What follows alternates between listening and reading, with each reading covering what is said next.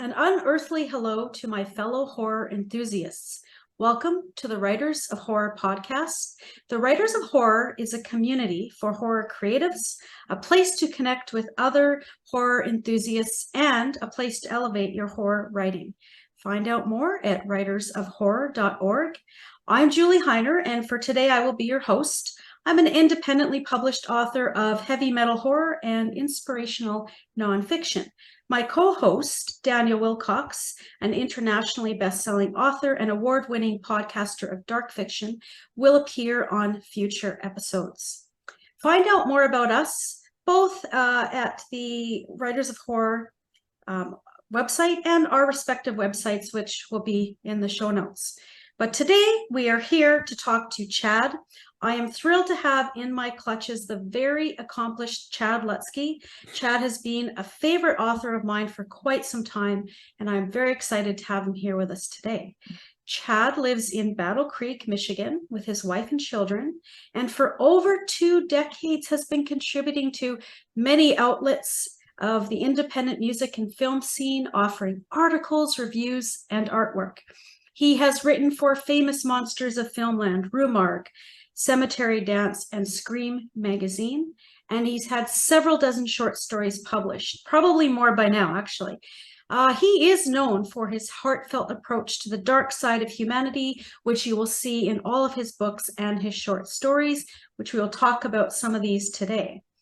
Now, Lutzke's work has been praised by the likes of Jack Ketchum, Richard Chismore, Joe R. Lansdale, Stephen Graham Jones, Elizabeth Massey, Tim Wagner, and, of course, his own mother. So, Chad, thank you for joining us today. It's a pleasure to have you here. Welcome. Yeah, thanks for having me.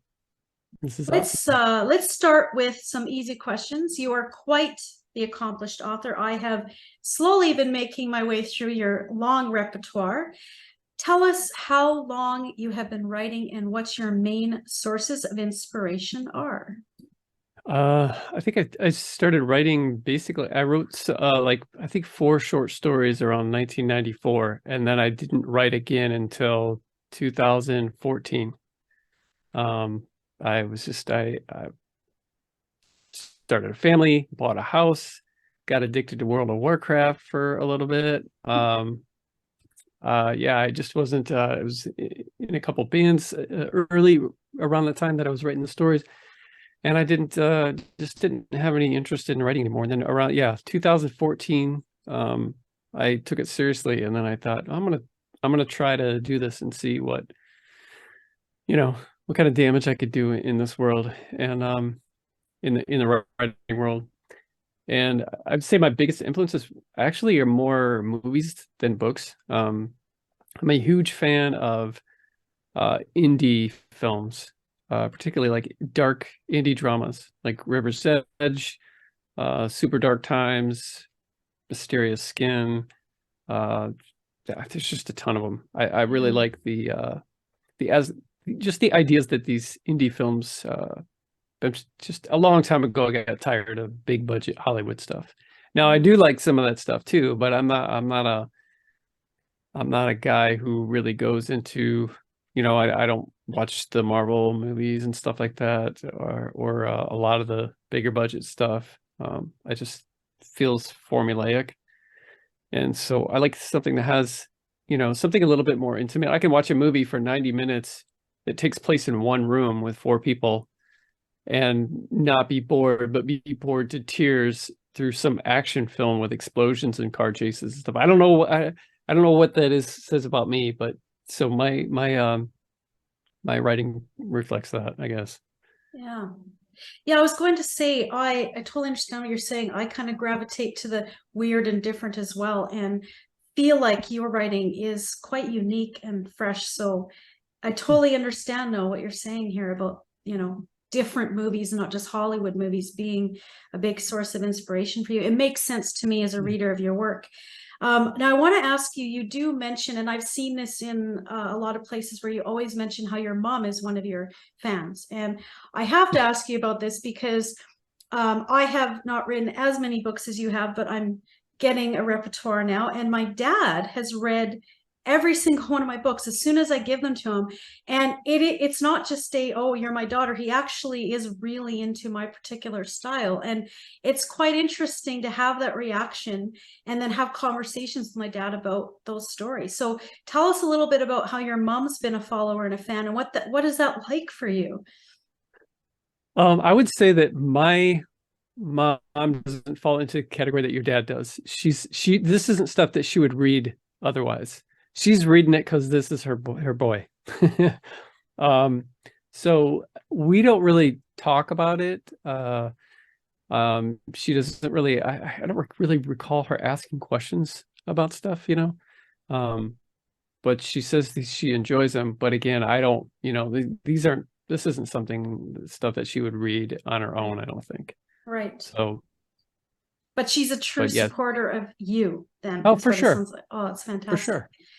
Now, I just want to clarify, your Static Age books, is that your own independent press? Yes, okay. Yeah, that's just me. Yeah, but most of your books have been published through Static Age, is that correct? Yeah, with the exception of, maybe 4 or 5 of them. Right. Yeah. And so what I want to ask you is, what do you like about the independent publishing? I tend to be impatient. Like, I just signed a contract today for a book that won't be out until 2024. Right. That drives me crazy. Right. I could just put the book out myself. That's why the book that's coming out Friday, 3 Smile Mile, is a perfect example. I didn't have the idea for 3 Smile Mile until very late October. I wrote it the first 3 weeks of November, and quite honestly, I could have put it out probably 3 weeks ago. Right. I had the cover done before I wrote a single word in the whole book, which is something I've done a couple of times before. So if I was giving that to a publisher, there's no way that would, it might be out late 2023. And unless the publisher can do way more than I can, as far as promotion, publicity, and stuff like that, there's no sense.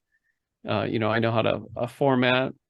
I can either do my own covers, or I can have somebody else do them for me. Right. Hire somebody or buy a pre-made. I just don't see the sense in. There are some publishers that I can tell that they would go farther than I would be able to do, but a lot of small presses, I don't see the sense in giving them half of what I otherwise would make, when it's just going to reach the same amount of people. It doesn't make sense to me. But right. So you have a good readership, you have a good followership, and you've got the process in place. And so for you want to get these books out to them, and this is your work. You want to get fairly compensated for your work. Yeah. Yeah. But I go back and forth, because while I do have a nice readership, there are other people who, let's say somebody's like, well, I don't read horror. Well, they look at my stuff in horror. Some people would say my stuff isn't really even arguably horror at all, maybe horror adjacent. And then it's like, well, if you don't like horror, I've got the Neon Owl. There's lots of laughs and crime stuff in there. And I've got just straight up kind of like dark drama, tragic romance type stuff with The Same Deep Water Jew and Slow Burn on Riverside. So that makes it, the fact that I dip my toe in all these different genres also makes it harder for me, because like I've seen a lot of extreme authors, not something that I read, and I see them, that's all they, not all of them, but that's all they'll write, and then that's their following, that's all they really need to push toward.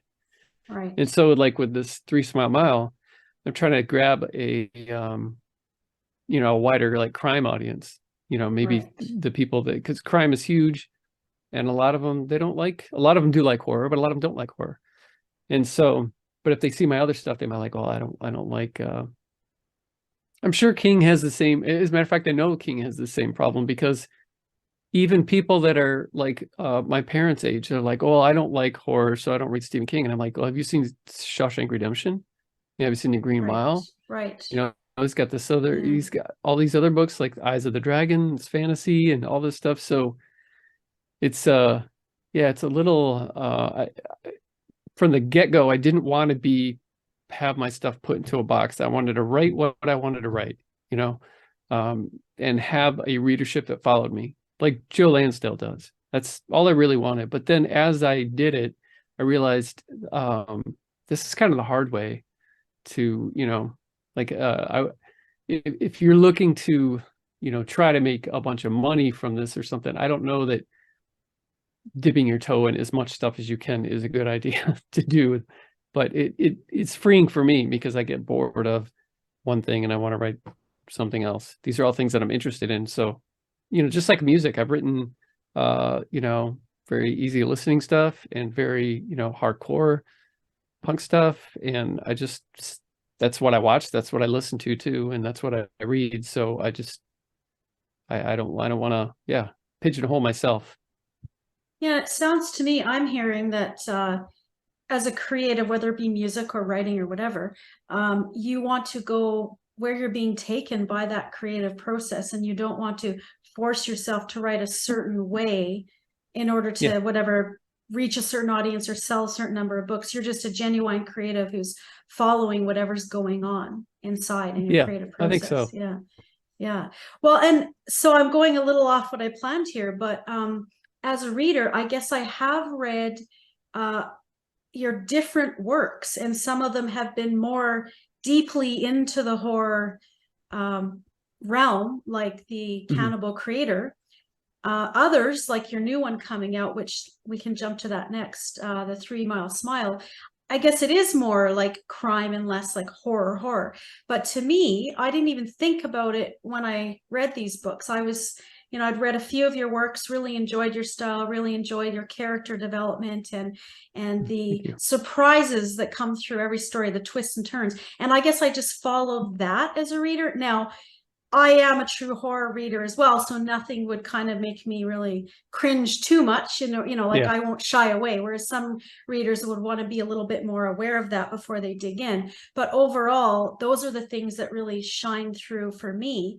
So I'm going to jump into your new book that when this is published will have come out on the 27th of January. Is that correct? Yep. And so three Mile Smile. I really love this one. So I'll just give the listeners here a little rundown. Glover, Texas has 3 restaurants, 2 gas stations, and its very own underground crime syndicate. Other than that, the town's is about as lively as roadkill. That's been Cake Donaldson's experience anyway.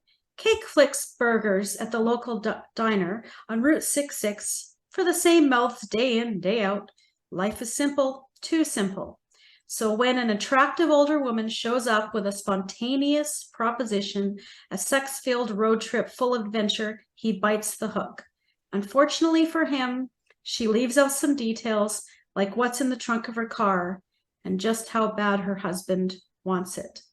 Now, I have to say, like, I absolutely loved Cake from the minute I started reading this. His name, his demeanor, his everything about him was just really interesting for me. So let's start with that. How was Cake born? How was Cake birthed? I don't know. I had this cover and I knew that I wanted somebody that was, you know, younger.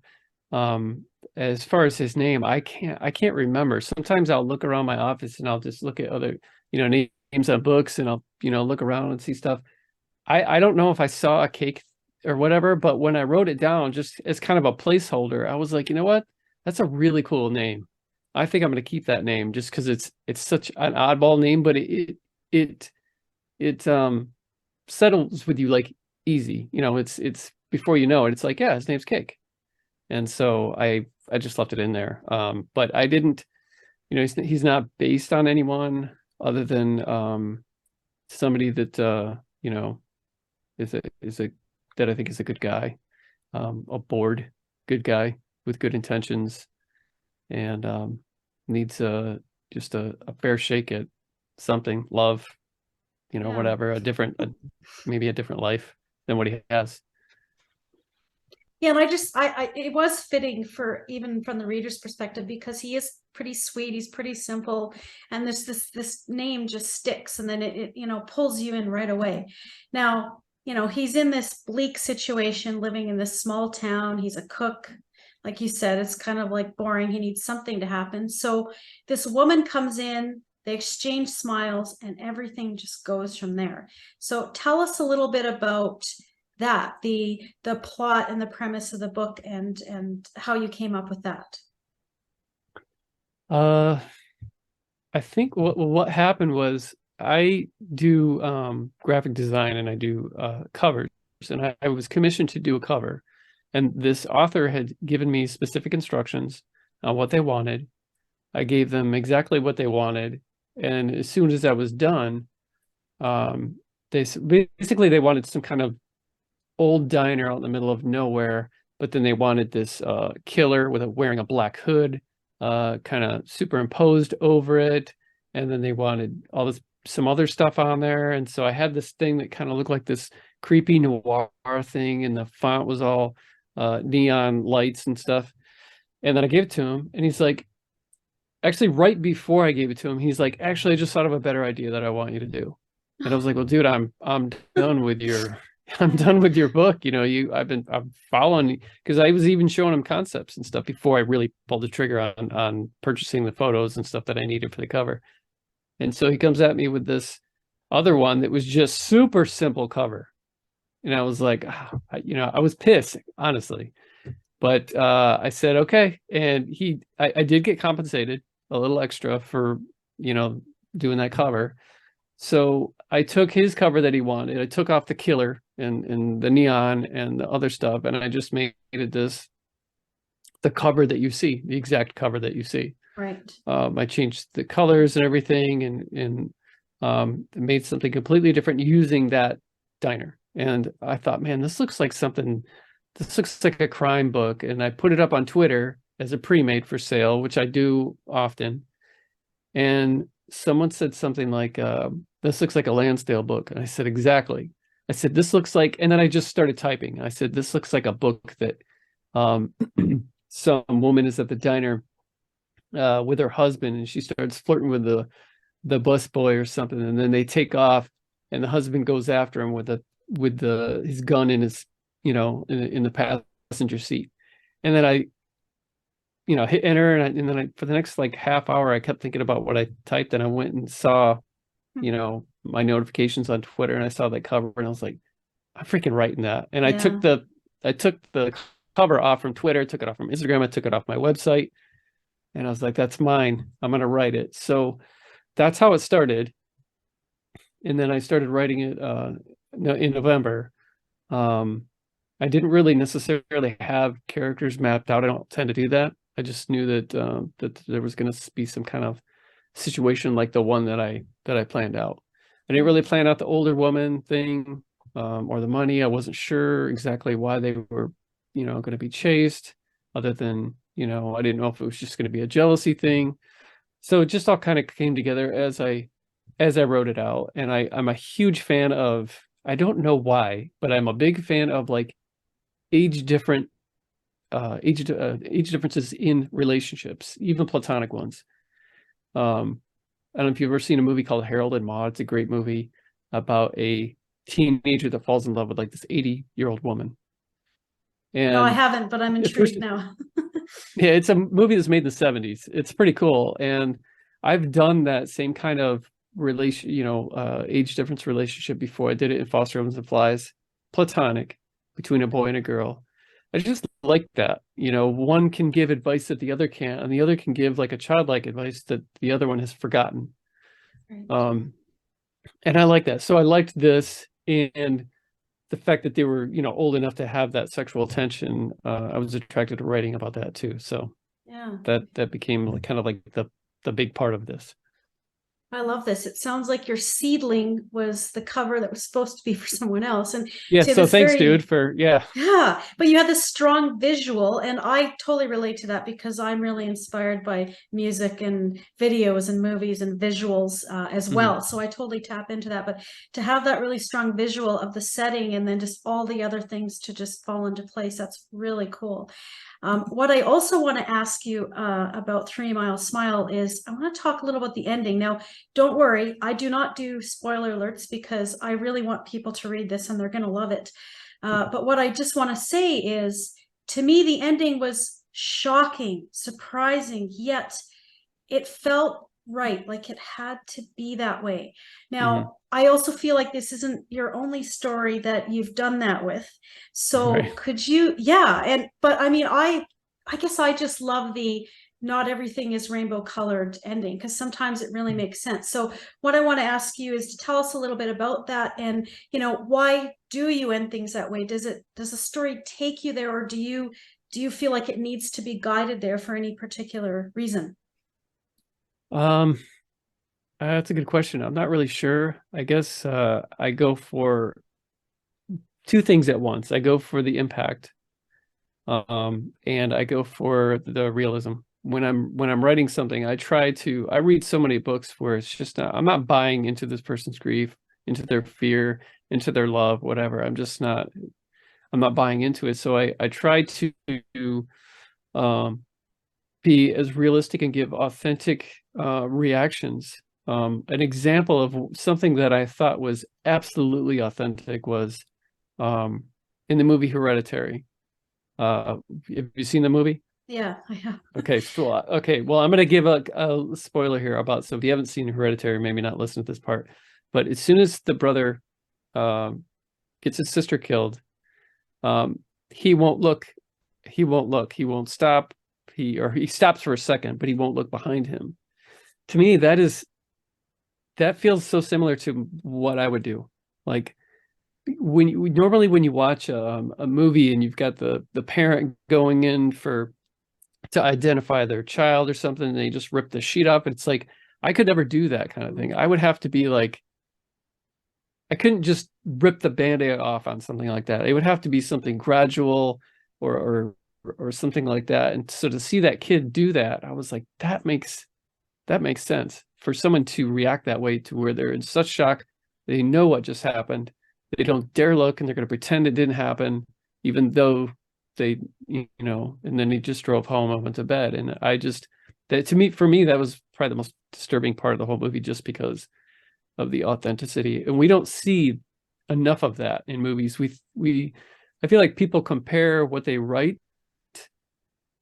and what they film to other things that they've read or seen rather than real life. So, not to say that the ending of 3 Mile had to happen like that. It could go either way. But I know that I do get I get I've seen authors get more grief for uh happy endings where everything just Yeah, is put together, rather than the ones that it doesn't finish like that. So yeah, my books have kind of like, sometimes they are kind of happily put together, but most of the time they're not. And yeah, I think that's just realism and trying to be authentic and genuine, I guess. yeah, yeah. No, I appreciate that.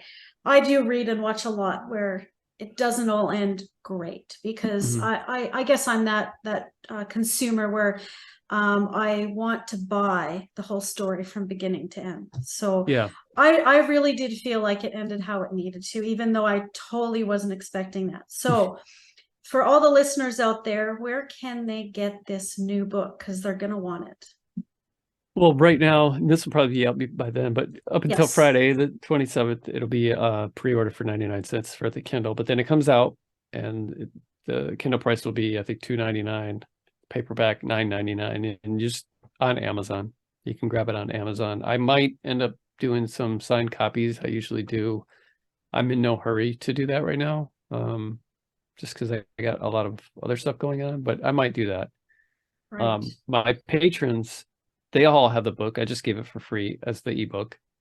the higher tier ones just get free paperbacks. But so there are some people who have read it, reviewers and early reviewers, and then patrons who've already read it and seem to be liking it. But yeah, Amazon would be your best bet to grab that one. Okay, so can you, of course, we will include all this in the show notes for listeners, but where is the Mhm. best place to find you, Chad? Just you can go to chadlutzke.com and all my stuff. I think I got links to pretty much anything social media. You can reach out to me. My email is there. Links to pretty much everything I've had published. It's all there. Perfect. Well, I wish we had more time. I feel like we just scratched the surface, but perhaps we can have you back again and maybe dig more into your music, because Writers of Horror is a place for creatives, and we are not limiting this just to writing books. We would like to explore all kinds of creativity. But an unearthly thank you, Chad, for joining us today on the podcast. A hellish thank you to you, the listeners, for tuning in. And if you're looking for a community of fellow horror creatives where you can elevate your writing, claw your way over to writersofhorror.org. We would love to have you in our devilish clan.